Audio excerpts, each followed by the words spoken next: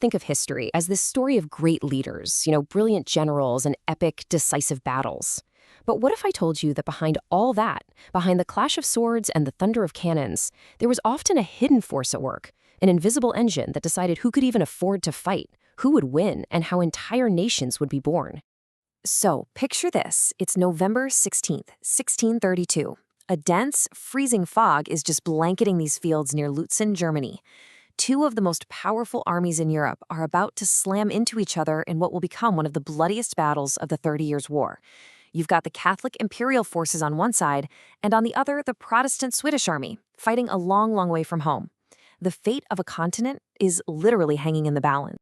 So let's start with the battle itself. It was technically a victory, but it was so incredibly costly that it almost looked like a catastrophic defeat. Okay, so look at the forces here. They were almost identically matched. Just over 19,000 imperial troops going up against about 18,000 Swedes. Now, the Swedes, they were led by their legendary warrior king, Gustavus Adolphus, and they did have more cannons. But the imperial general, Wallenstein, he had a really strong defensive position. The stage was set for just a brutal, head-on collision. And it was an absolute meat grinder. In the end, the Swedes did manage to force the imperial army to retreat, so they claimed the field. A victory, right? But the cost was just staggering. We're talking over 11,000 casualties in a single day. But the most devastating loss of all, the Swedish king himself. Gustavus Adolphus was killed in the chaos of the fighting, shot and then lost in that thick fog.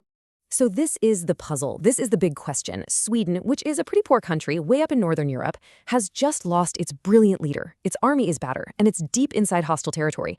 I mean, by all logic, their campaign in Germany should have just completely collapsed. But it didn't. In fact, this war went on for another 16 years. How on earth was that possible? Well, the answer isn't just about Swedish grit or battlefield tactics. It's about this revolutionary new system that was funding the whole conflict from behind the scenes. You see, in this era, almost no European state waged war alone.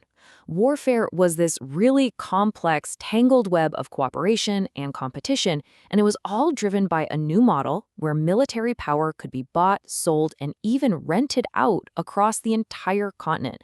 And this was called the fiscal military system. And the key ingredient here, the thing that made it all work, was the subsidy. It's exactly what it sounds like.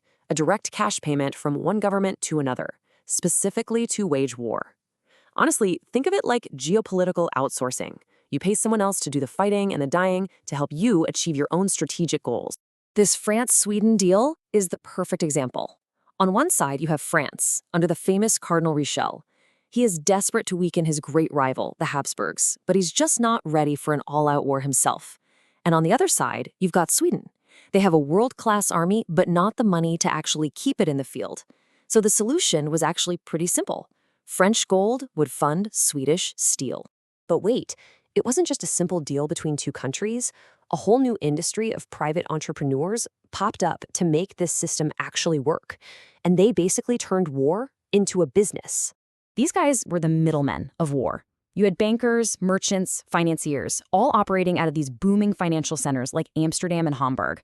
They were the ones who actually moved the money, who provided the credit, and sourced all the supplies an army needed. And they weren't driven by religion or patriotism, no way. They were driven by profit. They created this huge, complex logistical network that powered the entire conflict. And these middlemen had immense power. Just listen to this panicked quote. It comes from a Swedish agent right after the Battle of Lutzen. A financier who was mad about some business dispute had frozen a huge chunk of that French subsidy money, and the agent is terrified because without that cash, he can't honor his bills of exchange, which are basically the IOUs used to pay for supplies. And the consequence? Without payment, the Swedish garrisons would literally starve. The entire war machine was completely dependent on these private deals going smoothly. Now, you can imagine this whole system of foreign cash and hired armies created a pretty profound crisis of identity, especially for the German princes, who were often the ones receiving these deals. So the official justification was pretty straightforward. The great legal thinker of the age, a guy named Hugo Grotius, he argued that, look, if your cause is just, then taking money from a friendly power isn't just acceptable, it's actually a praiseworthy act of statecraft. It was just a practical tool for achieving a righteous end. Simple as that. But on the ground, that is not how many people felt. Not at all. This is from a German pamphlet at the time, and you can just feel the anger and the shame. The fear was that German princes were betraying their own people, their fatherland, for French money. They were seen as being bought, corrupted by what this writer calls noxious bribes. And this anxiety, it ran so much deeper than just politics. The fear was that taking French money was just the first step towards, well, cultural annihilation. As French fashion, the French language, French customs, as all that became popular in German courts, people started to worry they were losing their own identity, their very essence. They feared that financial dependence would lead to total cultural and political subjugation. So, what was the long-term legacy of this whole system, this warfare by contract? Well, it fundamentally shaped the Europe that we know today.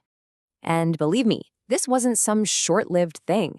As you can see from the timeline, the fiscal military system completely dominated European politics for 3 centuries.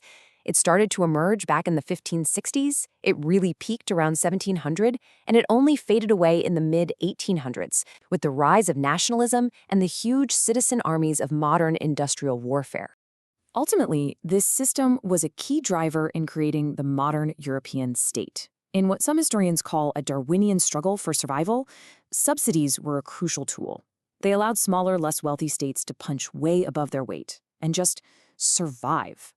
And they allowed the great powers to project their influence far beyond their own borders, shaping alliances and conflicts all across the continent. States were forged not just by blood and iron, but by contracts and cold, hard cash. It's a really fascinating look at how war and nations were once built, isn't it? And it kind of leaves us with a question for our own time.